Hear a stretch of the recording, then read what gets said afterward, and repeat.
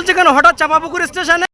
এখানে বুলডোজার চলছে কারণ বিজেপি সরকার থেকে এখানে নোটিশ দিয়েছিল 9 তারিখে একটা উচ্ছেদ অভিযান চালাবে। তো আজকে সেই পরিপ্রেক্ষিতে দেখা যাচ্ছে এখানে দিয়ে সকাল থেকে খুব ভাঙাভাঙি চলছে। যে সমস্ত দোকান ছিল এখানে এবং গ্যারেজগুলো ছিল সেগুলো সবগুলো মানে ভেঙে দিচ্ছে বুলডোজার দিয়ে।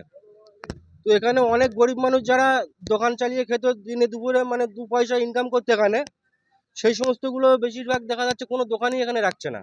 এবং যে কোনো মানুষ এখানে একটা গ্যারেজে সাইকেল বা বাইক রাখবে সেগুলো বর্তমানে কোনো রাখার কোনো জায়গায় পাচ্ছে না। অনেকে তো আজকে সকাল থেকে দেখছি মানে ট্রেন মিস করছে এমনকি বাইক সাইকেল রাখার জন্য, মানে এখানে কোনো গ্যারেজ না থাকার কারণে। এখানে যে কোনো একটা মানুষ কিছু কিনে খাবে স্টেশন চত্বরে সেরকম কোনো দোকান পাশারি এখানে নেই। আজকে থেকে মানে কিছু কিনে খেতে গেলে সে মেন রোডে যেতে হচ্ছে, আর এখান থেকে মেন রোডে যেতে গেলে 1 কিলোমিটার উপরে রাস্তা আছে। আজকে সকাল থেকে যে পরিমাণে ভাঙাভাঙি চলছে গরিব গরিব কিছুই দেখছে না, একদম মানে সবকিছু ভেঙে তছনছ করে দিচ্ছে জেসিবি দিয়ে। এখানে তো দেখতে পাচ্ছি কোনো বড় লোকের ক্ষতি হচ্ছে না, দেখে দেখে গরিব নিরীহ মানুষ যারা তাদেরই ক্ষতি হচ্ছে, যারা গ্যারেজ চালিয়ে খেত বা যারা ছোটখাটো দোকান চালিয়ে খেত দেখে দেখে তাদেরই ক্ষতি হচ্ছে। আপনার নাম? আমার নাম সাদ্দাম গাজী, আপনার বাড়ি? চাঁপাপুকুর অঞ্চল। এখানে দেখতে পাচ্ছি ঘর বাড়ি দোকানপাট সবই ভেঙে দিচ্ছে হঠাৎই, কি জন্য?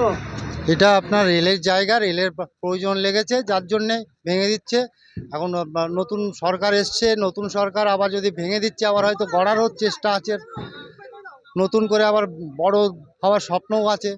এর জন্যই হয়তো ভাঙছে। এখানে সাধারণ গরিব মানুষ জন মজুরি খেটে খায়, তাদের অবস্থা কি বলবেন? তো সাধারণত এগুলো ভাঙছে হচ্ছে সবই গ্যারেজ বা দোকানপাটগুলোই ভাঙছে, আদার্স কোনো বসতিদেরকে ভাঙছে না। আপনার নাম? আমার নাম শঙ্কর মুখার্জি, বাড়ি? চাঁপাপুকুর।